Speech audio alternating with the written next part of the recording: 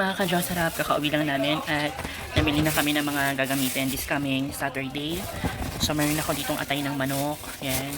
Ito din is manok. Yan, 5 kilo yung manok natin. May tokwa tayo, bell pepper. Yan, mga mayonnaise. Pancet. Ano pa ba yun nandito? Yan. Tawag dito. Sauce. Tomato paste, tomato sauce. Tapos ito naman is mga gulay. Yan. Ito pang kimchi ko yan. Pang pancet. Yan, may talong din. Tapos ito yung carrots. Pang ano natin yan. Yan, tawag dito. Pang pancet. Yan. Tapos ito, yan pang chop suey. Tapos ito, pugo. Yan, para naman ito sa chop suey. Tapos ito is para sa lumpia. 2 kilong lumpia. Mga lumpia. Ayan, ito naman yung wrapper natin sa lumpia. Yan, gagamitin natin. Tapos ito yung ube. Yan, pang ube yan. Bumili rin ako ng 4 na kilo na tilapia pang ihaw. Tapos may bangus din. Ito naman yung pang pasta. Hindi na muna ako bumili ng pang dinuguan kasi kailangan fresh yung dugo ng baboy. So, saka na yun. Sa araw na yun mismo na lang tayo bumili. Tapos yung pang chop suey din ng mga gulay.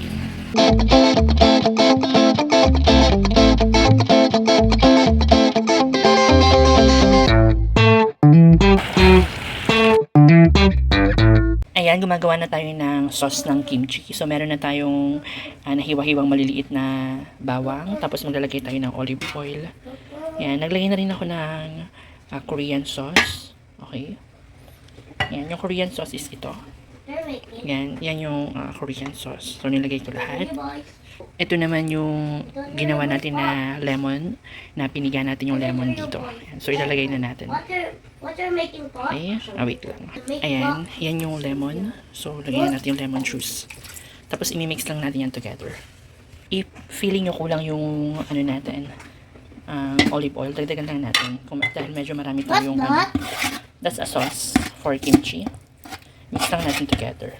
Ayan. Chili. Ayan, chili powder pa pala. Kuha ng chili powder. Okay, yan na yung kimchi sauce.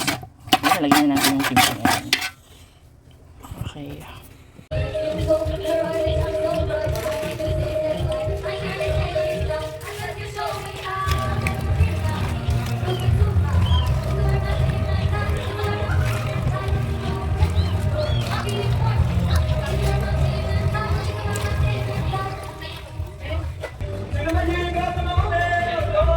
Ayan mga ka-Diyos, sarap. Ito naman yung giniling na para sa Shanghai. Ayan, so, nire-ready na ni Erica. Ayan, 2 kilos na mga ka-Diyos, sarap. Akala ko ba sa Monday? Tingnan natin yung What's that? mga ano natin. Help you. Kimchi. Well, Okay, so ito na yung kimchi natin. Nagawa ko na yung kimchi natin. Medyo marami lang siya ngayon. Ayan. Okay, so nahalo na natin na maayos. Yan, na-mix na rin natin together lahat. Ayan. So nagpo-prepare na ako para sa birthday ko sa Sabado. Actually, hindi naman talaga ako mahilig maghanda. Hindi ako naghahanda-handa. Actually, yung mga classmate ko, yung mga close friend ko talaga naman before, is gusto na talaga nila magkita kami. So, nagkataon din na mag-birthday na rin ako. So, sabi nila, dito na lang daw sa bahay. Kasi, what you say? alam mo yun, tumatanda na rin You ako. say? 3 years ago talaga, gusto ko na rin sana magkita-kita kami, maghahanda ako, magluluto ako sa birthday ko. What you Kasi say? lagi ko sinasabi dati. You were gonna make your birthday? Yeah. So, yung pamangkin ko, ayan, tismoso. Kasi sinasabi ko dati na, saka na lang. So, hindi na natatapos yung taon. Hindi natatapos yung saka na lang. Spicy Ilang yan. taon na kami nakaka-Diyos, sarap. Kailan pa ba? Diba? So, magdadagdag na lang ako ng olive oil. Yan. Para hindi siya ganun ka-dry. Actually, hindi naman siya dry. Maganda nga yung ano niya. Color. Yan. Naglagay lang ako para mas shiny. Okay, shiny yung ano natin. Kimchi. Hindi rin ako naglalagay ng sugar. Pure ano lang to. Korean ingredients. Walang sugar. Yan. Ito na yung ano natin. Nagawang pang ilan na ba to? Pangatlong ano na yan mga ka-Diyos, sarap. Pangatlong set na yan mga ka-Diyos, sarap ng ano natin. Turon. Ay, lumpia. Lumpia mga ka-Diyos, sarap. Turon. Yan. And so, 1 AM na in the morning. Would you fly? Gising pa rin kami. Dahil nga, ayaw natin ng ano, ma-hassle tayo sa oras. So, So, ito na kanina yung ano, fried. Yan, finaried na lumpia. Yan, so tikman natin. Sarap ang kayo, sarap. Kami ba mga gising pa? Dumating na yung in-order ko. Yan. Soft drinks to.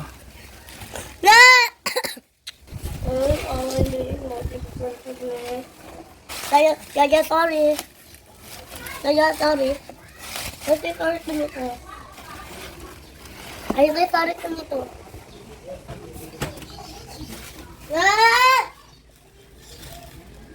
Okay mga ka-Diyos, sarap. Ito na yung kimchi natin. At tatakpan ko na siya. Tapos ilalagay ko na siya sa ref. Okay? So kakahugas ko lang din ng lalagyan yan. So ganyan karami yung kimchi natin. Madami na rin to. Okay? So lalagay na natin yan para bukas. Pinick up ko pala yan. Okay, so in-order ko na siya. Special to na nila ngayon. Decorate for birthday. In-message nyo sila kasi ano to eh. Customized cake. So, tignan natin. This is Remeline's Yama Cake. Medyo mahirap lang siyang buksan, no? Kailangan natin siyang ilagay agad sa rep kasi matutunaw. Ewan ko kung bakit ang hirap buksan. Okay, so pinick up ko siya doon sa likod ng Ever. Kasi doon yung branch nila. Okay, buksan natin. Oh my god, mga ka-Diyos, sarap. So, ayan yung cake natin. Okay. So, ayan. Oh my god, looks yummy. Okay, so ilalagay muna natin siya sa ref dahil bukas pa naman to. Hi mga ka-Diyos, sarap. Today is June 14, 2025. Cloudy day.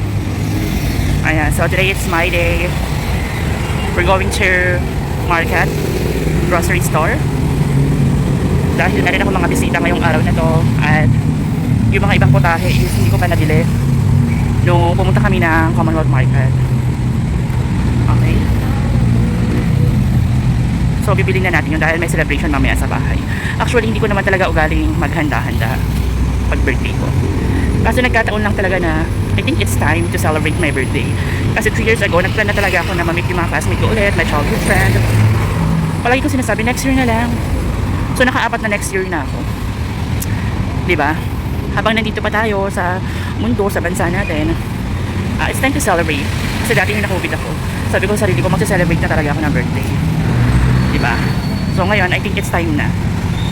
Kasi tumatanda na tayo. So sayang din yung moment. Cherish every moment. Okay mga ka-Diyos, ayan yung mga ibang pinahabol ko na kailangan natin. Okay. Okay, so ito na yun mga ka-Diyos, sarap.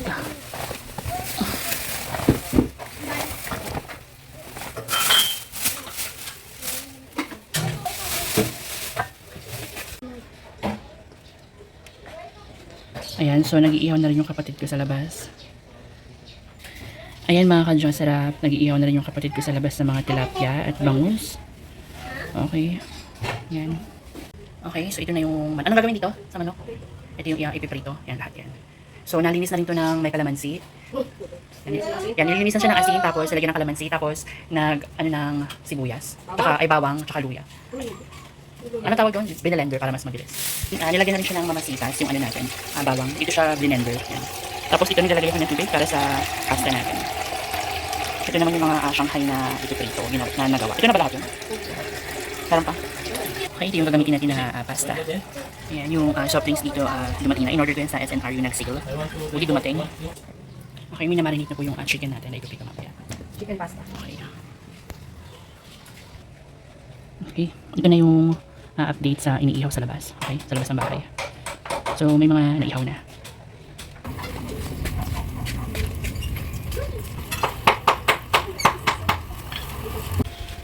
Okay mga ka-Diyos, sarap. As the moment, ito na yung ginagawa natin.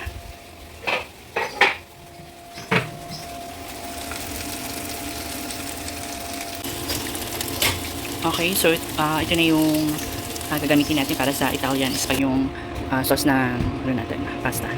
Italian pasta. Ayan naman mga ka-Diyos, sarap yung gagawin nating ube. Okay, ito yung ube natin. So titingnan natin kung pwede na itong gawin. Okay, so ito yung gagawin natin ube. Okay, so unti-unti na siyang nadudurog. Kailangan durog na durog pag natin yung ube na gatas. Yan, ilalagay na natin yung ube condense. Okay. So tapos haluin natin yan, i-mix natin. Yan, special ube na napakasarap. Yan, truly yours. Yan, yung ube na special. Tapos lalagyan natin yan ng cheese sa taas mga ka-Diyos. Okay, so paglabutin lang natin siya. Tapos ready na yun. Ito naman na yung pasta, is na ano na natin yan. Ito yung ipiprito na chicken. Okay. So ayan is yung pang ano natin, afritada at chicken curry. Ayan, meron tayong pasta dito. Ito naman is, natapos na yung tilapia na iihaw. Okay. So, meron pa tayong lulutuin dito na chop suey. Ano pa ba yun? Papanset. Okay. So, hindi ko na maalala ano yung iba. So, ito muna yung ginagawa namin. Okay, so ayan po yung nagsasharon nung nakaraan na nung kumuha ng panset na pang 3 araw na ngayon mga ka-Diyos. Sarap. So, ayan si Page. Okay, so tinutulungan niya kami dito. Okay, ito naman yung kapatid ko. Ayan, magluluto siya ng panset. Ayan. Okay, so ayan yung ube natin. Ito na rin yung mga soft drinks na dumating dito. Okay, ito naman yung gagamitin natin na pang curry at fritada. Ito naman yung pang chop suey na gagamitin natin, lulutuin. So 2 kilos yan. Ilalabas na natin yung ano natin dito. Mga lumpia. Nagawa na to kagabi.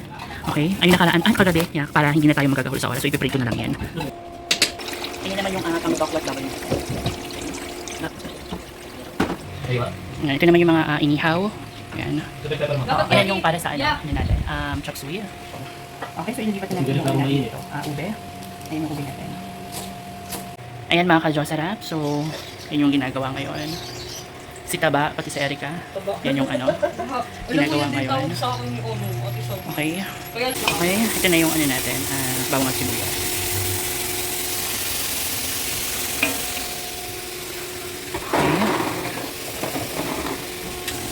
So, ilalagay na natin yung atay natin para ito sa chop suey mga ka-Diyos, sarap. Kailangan iigisa muna natin siya para yung lasa maging malinamnam yung chop suey natin. Okay. Ito naman yung tokwa. Piniprito tapos nalagyan yan mamaya ng mga tinagtad na baboy. Okay, nailagay na rin natin yung manok. Kinilid muna natin yung atay. Ayan mga ka-Diyos, sarap. Ginigisa na yung atay pati yung manok para sa chop suey. Animals. Okay, so ayan na mga helper natin, ang B1 at B2. Ayan. Bobby 1, Bobby 2. Ayan, ilalagay na natin yung natin. Ano pa naman tayo mga ka-Diyos. Tawag ko na.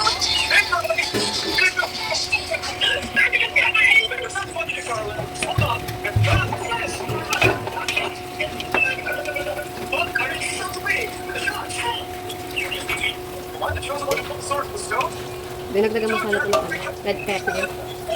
Red pepper. Di ba yung lalagyan ng red pepper yung afritada pati yung... Yeah.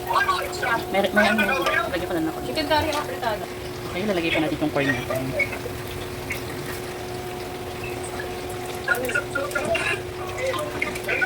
Okay mga ka-Diyos, rap, ito na yung chop suey natin na napakabango. Perfect na perfect. Lalagay tayo ng konting sesame oil para pang pakinggan yan.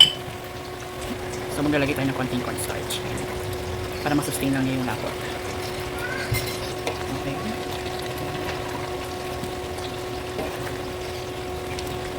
Ayan naman yung apugo para yan sa chop suey natin. Ito na yung tokwa na naprito. Meron pang last batch doon. Okay.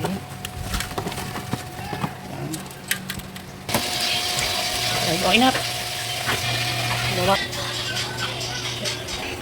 Okay, ito naman yung pang-apritada natin. Ito naman yung baboy para sa natin yan, apritada, ay sa tokwa. Okay, yan, nalagay na natin yung green beans natin.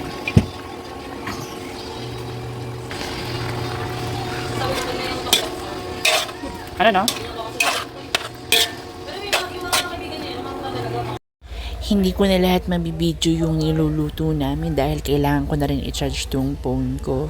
At mamaya-maya is darating na yung mga bisita ko. Meron na lang kami 1 oras at kalahati para maluto lahat yung mga lulutuin namin.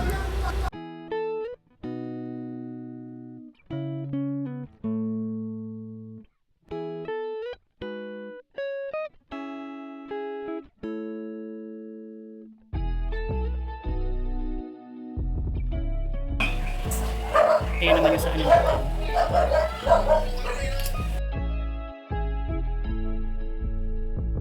Ayan, finally already set na at bago dumating yung mga bisita ko is mag-picture-picture muna kami magkakapatid para meron kaming remembrance. So ito na nga, capture the moment and treasure the moment mga ka-Diyos. Sarap kasama yung mga pamangkin ko dito. At sigurado mamaya hindi na tayo makakapag-picture-picture ng ganito dahil sobrang busy na at marami na tayong ginagawa. Hanggang dito na lang yung video ko. Don't forget to like and subscribe to my YouTube channel and don't forget to hit the notification bell para lagi kayong updated sa mga latest video ko. Bye for now mga ka-Diyos. Take care and have fun!